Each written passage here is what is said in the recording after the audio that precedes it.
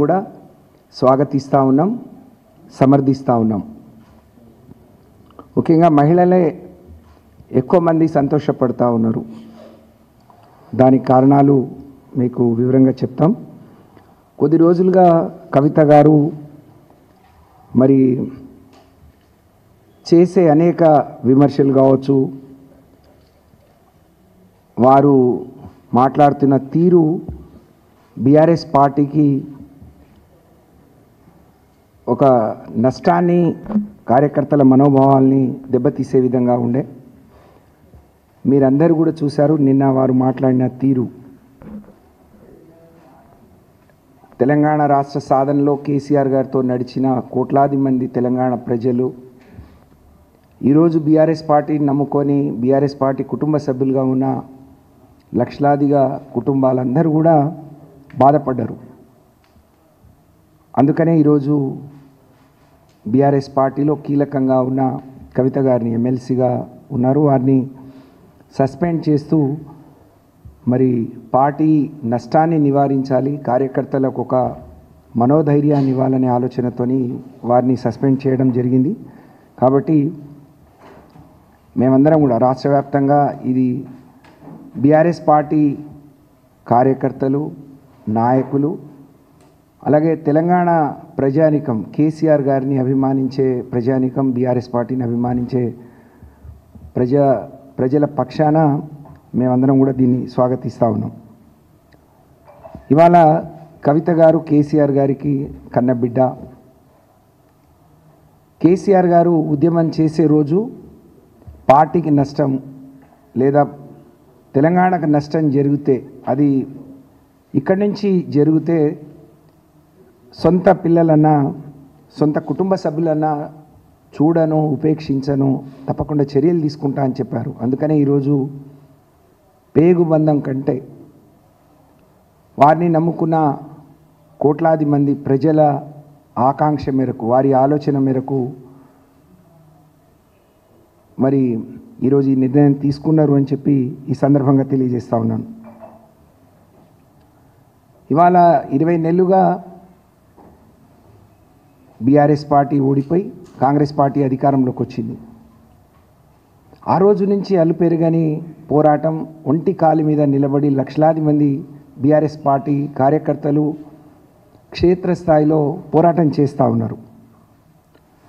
కాబట్టి కవిత గారు మాట్లాడే తీరు, పద్ధతి పార్టీకి నష్టం చేస్తుంది. కాబట్టి పార్టీకి నష్టం చేసే ఎంత పెద్ద నాయకులైనా, అది కన్నబిడ్డ అయినా, కన్న కొడుకైనా, పేగుబంధమైనా, కార్యకర్తలకు నమ్ముకున్న సైనికుల కంటే ఇది ఎక్కువ కాదు అని చెప్పి ఈరోజు కేసీఆర్ గారి నిర్ణయం తీసుకున్నారు. నిజంగా వారి నిర్ణయానికి మేమందరం కూడా మనస్ఫూర్తిగా హర్షిస్తున్నాం. ఇది ఒక సాహసోపేతమైన నిర్ణయం. 3 నెలలుగా ఈ జరుగుతున్న తీరు అనేక మంది మేధావులు, పెద్దలు మరి వాళ్ళకు వాళ్ళు పూనుకొని కూడా తనకు నచ్చజెప్పే ప్రయత్నం, కానీ వారు చేసే పని అది సరి అయింది కాదని చెప్పే ప్రయత్నం చేసినా తన తీరు మార్చుకోలేదు, తన పద్ధతి మార్చుకోలేదు. కాబట్టి ఇంత పెద్ద నిర్ణయాన్ని వారు తీసుకున్నారు. ఇవాళ 50 మంది తెలంగాణ ప్రజానికం, కేసీఆర్ గారిని అభిమానించేవాళ్ళు, బీఆర్ఎస్ పార్టీని నమ్ముకొని ఉన్నవాళ్ళు, కేసీఆర్ తిరిగి రావాలి, తిరిగి నిలదొక్కోవాలని ఆకాంక్షించే వాళ్ళందరూ కూడా ఇవాళ హర్షిస్తూ ఉన్నారు. నిజంగా మేమందరం కూడా ఇది ఒక గొప్ప హర్షించదగ్గ విషయం అని చెప్పి ఈ సందర్భంగా నేను తెలియజేస్తూ ఉన్నాను. దీని ద్వారా పార్టీ కంటే ఎవరు ముఖ్యం కాదు, పార్టీలో ఎంత పెద్దవారైనా పార్టీ తర్వాతనే ఏదన్నా అనే విషయాన్ని కార్యకర్తలకు కానీ మరి నాయకులకు కానీ ఒక సరైన రీతిలో ఒక మెసేజ్ని ఇచ్చినట్టుగా మేము భావిస్తూ ఉన్నాం. ఒకనాడు తెలంగాణ పోరాటం మొదలైనప్పటి నుంచి మనం ఎక్కడ మాట్లాడినా అనేక మంది అమరులైనరు, అనేక మంది పోరాటాలు చేశారు. ఇవాళ తెలంగాణ సాధనలో తెలంగాణ 50 మందిని ఒక తాటి మీదకి తీసుకొచ్చి కరుడుగట్టిన ఆ రోజున్న కాంగ్రెస్ ప్రభుత్వం మెడలు వంచి కేసీఆర్ గారు చావు నోట్లో తలపెట్టి తెలంగాణని సాధించారు.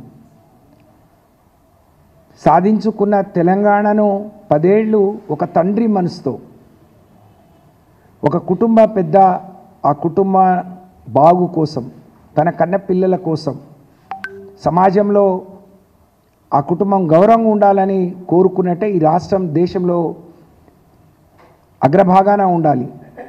అభివృద్ధి అంటే ఏదో మేడలు కట్టడం, రోడ్లు వేయటం కాదు. ప్రతి పేదవాడు సంతోషంగా ఉండాలి, కడుపు నిండా తినాలని ఆలోచించి వారు అనేక కార్యక్రమాలు తీసుకున్నారు. ఇంత గొప్ప నాయకుడు ఇవాళ 20 నెలలకే ప్రజలందరూ గుర్తించి తిరిగి కేసీఆర్ గారు లాంటి నాయకుడు తెలంగాణకు అవసరమని చెప్పి గుర్తిస్తున్న క్రమంలో మరి కవిత గారు మాట్లాడిన మాటలు నమ్ముకున్న నాయకులను, ప్రజల్ని కూడా ఎంతో మానసిక వేదనకు గురి చేసింది. తన పద్ధతిని మార్చుకుంటే బాగుండు, తన మాట తీరు మార్చుకొని ఉంటే బాగుండు అని చెప్పి మొన్న మరి నిజంగా వారు నిన్న మాట్లాడినప్పుడు అవి చూస్తే మాకు చాలా బాధ అనిపించింది. ఒకవైపు పార్టీలో కేసీఆర్ గారి తర్వాత కేసీఆర్ గారికి కుడి భుజం ఎడం భుజాలుగా మరి హరీష్ రావు గారు, కేటీఆర్ గారిని మేము అందరం భావిస్తాం. కొన్ని రోజులు కేటీఆర్ గారిని ఉద్దేశించి కొన్ని మాటలు మాట్లాడారు. నిన్న కొత్తగా మళ్ళీ హరీష్ రావు గారి గురించి వారు మొన్న అసెంబ్లీ జరిగిన తీరు చూసిన ప్రతి ఒక్కరూ కాళేశ్వరం కమిషన్, కాళేశ్వరం మీద అవినీతి జరిగిందని, ఆ అవినీతి జరిగిందని చెప్తూ దాన్ని ఎక్కడ నిరూపించుకోలేక 15 నెలలుగా వేసిన కమిషన్ కూడా ఒక స్పష్టంగా ఇక్కడ అవినీతి జరిగింది, ఇక్కడ తప్పు జరిగింది అని చెప్పలేని పరిస్థితిలో ఏం చేయాలో పాలుపోక ఒక్కరోజు మరి ఇవాళ హైకోర్టులో మేము కేసు వేసిన తర్వాత హైకోర్టు ఏదైనా డైరెక్షన్ ఇస్తుందో, ఎక్కడ ఆగిపోతుందో, దీన్ని రాజకీయంగా వాడుకోలేమో, ప్రజల దగ్గరికి పోవటానికి ఇన్ని రోజులు కాళేశ్వరం అన్నారు ఏమైంది అని ఎక్కడ అడుగుతారో, కాబట్టి దీన్ని ఒక ఆయుధంగా చూపించాలని చెప్పి సిబిఐకి ఇచ్చింది కాంగ్రెస్ పార్టీ, రేవంత్ రెడ్డి గారి సర్కారు. దాంట్లో ఏం లేదు, కొండను తోవి ఎలుకను పట్టినట్టుగా ఉండే. ప్రజలందరూ కూడా తూ అని ఒక్క హరీష్ రావు గారే ఒంటి చేత్తో బ్యాటింగ్ చేస్తూ 10 మంది మంత్రులు 33-34 సార్లు ఇబ్బంది పెట్టినా, ఆటంకపరిచినా చాలా బ్రహ్మాండంగా సమాధానం చెప్పి అందరూ నోళ్ళు మూయిస్తే అందరూ వావా అని పొగుడుతా అంటే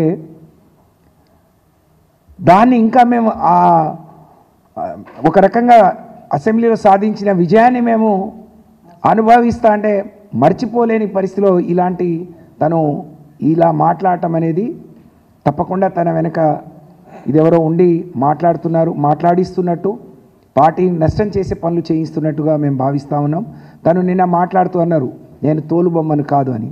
కానీ 3 నెలలుగా తను మాట్లాడిన సిరీస్ అన్ని తీసి చూస్తే తనే అర్థం చేసుకోవచ్చు. ఎందుకంటే తను చాలా విద్యావంతురాలు, తెలంగాణ ఉద్యమంలో ఉంది. తెలంగాణ ఉద్యమానికి తను కూడా కలిసి ఆ రోజు మరి బతుకమ్మతో మహిళలందరినీ ఒక తాటి మీదకి తీసుకొస్తే ఈ తెలంగాణ ఉద్యమంలో సకల జనులు ఉద్యమం చేసిండ్రు. తెలంగాణలో ఉండే అనేక కులాలు, అనేక సంఘాలు, అనేక మంది ఉద్యోగస్తులు, అనేక మంది విద్యార్థులు, అనేక మంది అసూలు బాసి అనేక మంది చేసింటే తెలంగాణ వచ్చింది. అందరికీ అన్ని అవకాశాలు రాకపోవచ్చు, కానీ కవిత గారిని బ్రహ్మాండంగా కేసీఆర్ గారు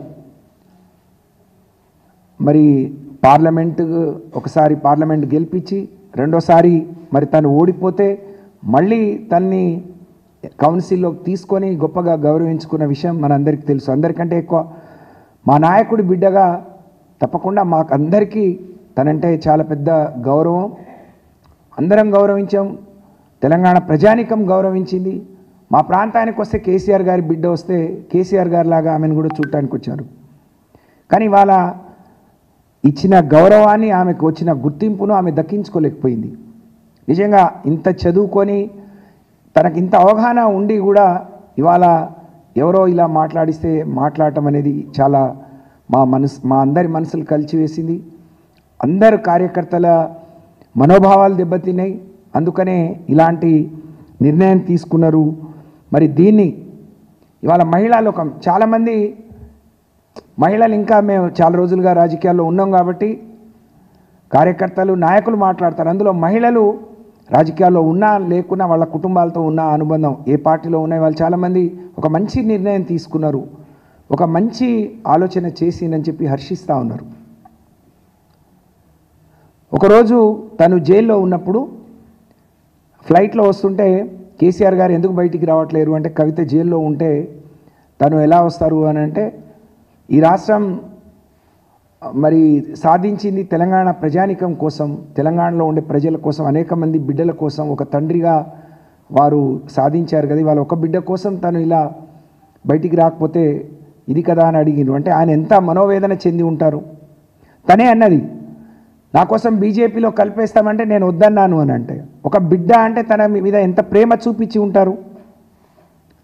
ఇవన్నీ మర్చిపోయి ఇవాళ పార్టీని, కేసీఆర్ గారిని, లేకుంటే హరీష్ రావు గారిని, సంతోష్ రావు గారిని, కేటీఆర్ గారిని, లేకపోతే పార్టీని, మరి పార్టీ ఉంటే ఎంత పోతే ఎంత అని మాట్లాడితే మరి పార్టీ ఇన్ని లక్షల మంది అభిమానించే పార్టీ, ఇన్ని కోట్ల మంది ఆదరించి నిలబెట్టిన పార్టీ, అటువంటి పార్టీ ఉంటే ఎంత పోతే ఎంత అని మాట్లాడితే అసలు నువ్వు ఉంటే ఎంత లేకపోతే ఎంత అనే పరిస్థితి ఈరోజు ప్రజలు ఆలోచించే, కార్యకర్తలు ఆలోచించే పరిస్థితి వచ్చింది అని అంటే దీనికి తను మాత్రమే బాధ్యురాలని చెప్పి తెలియజేసుకుంటూ, ఇంత గొప్ప నిర్ణయం కన్న బిడ్డైన తన గుండెల మీద ఆడుకొని మరి తను నడక నేర్పిన బిడ్డ, తను అన్నీ నేర్పి ఇక్కడ వరకు నడిపించి తన బిడ్డ చాలా గొప్పగా ఉండాలని మనసులో ఎంత ఉన్నా ఇవాళ ఇలాంటి నిర్ణయం తీసుకోవటం అంటే పార్టీ ముందు కార్యకర్తల కంటే ఏది ఎక్కువ కాదు, బిడ్డ కాదు, కుటుంబం కాదు.